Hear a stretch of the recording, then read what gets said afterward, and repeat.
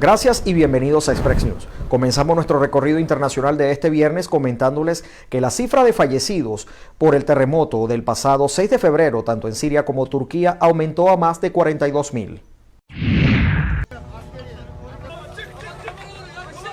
Funcionarios y médicos ya contabilizan más de 42.000 muertos por el terremoto de magnitud 7.8 que sacudió a Siria y Turquía el pasado 6 de febrero, mientras que Naciones Unidas pidió con urgencia a los Estados miembros reunir $1.000 millones para ayudar a las víctimas de Turquía. El presidente turco Recep Tayyip Erdogan rechazó las acusaciones según las cuales su gobierno fracasó en dar respuesta al desastre natural más mortífero del país en los últimos tiempos. Turquía suspendió las operaciones de rescate en algunas regiones y el gobierno de Siria ha hecho lo mismo en áreas bajo su control.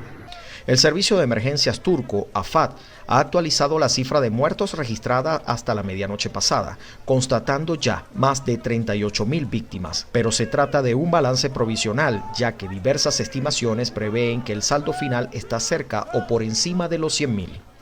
El sismo también ha dejado más de 108.000 heridos, una cifra que incluye todas las personas que han pedido atención hospitalaria en relación con el desastre y más de 216.000 personas han abandonado las provincias afectadas. La situación en el noreste de Siria, que está en poder de los rebeldes, es particularmente difícil, pues la ayuda tarda en llegar a esa región devastada por años de conflicto.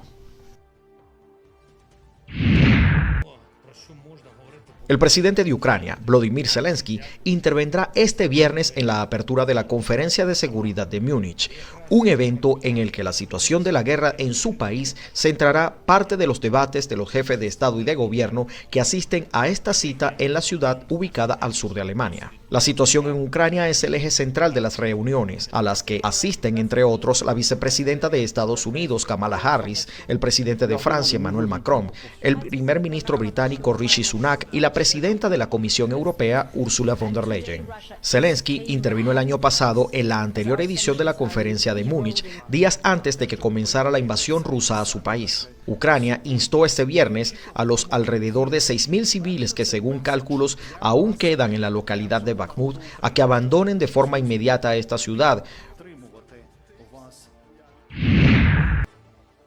El Congreso del Perú debatirá este viernes el informe final sobre una denuncia constitucional presentada por la Fiscalía General de la Nación contra el expresidente Pedro Castillo y los exministros Juan Silva y Geiner Alvarado por presunta corrupción durante su gobierno. El informe propone acusar a Castillo por la presunta comisión de los delitos contra la tranquilidad pública en la modalidad de organización criminal agravada por su presunta condición de líder y contra la administración pública en la modalidad de tráfico de influencias agravado, así como de presunto cómplice del delito contra la administración pública en la modalidad de colusión. También se recomienda que Silva y Alvarado, como exministros de Transporte y Comunicación y de Vivienda, Construcción y Saneamiento, sean acusados por presunta comisión del delito contra la tranquilidad pública en la modalidad de organización criminal. Si el Pleno aprueba acusar constitucionalmente a Castillo y se levanta la inmunidad presidencial, la denuncia volverá a la Fiscalía para que presente una acusación formal ante el Poder Judicial.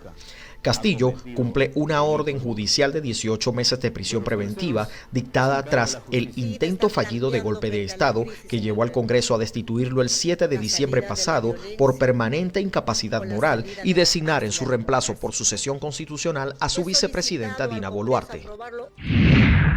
El alto comisionado para la paz de Colombia, Danilo Rueda, anunció este jueves que el gobierno de Gustavo Petro iniciará fases formales de diálogo con otros grupos armados en lo que será la segunda negociación política después de la ya iniciada con el Ejército de Liberación Nacional.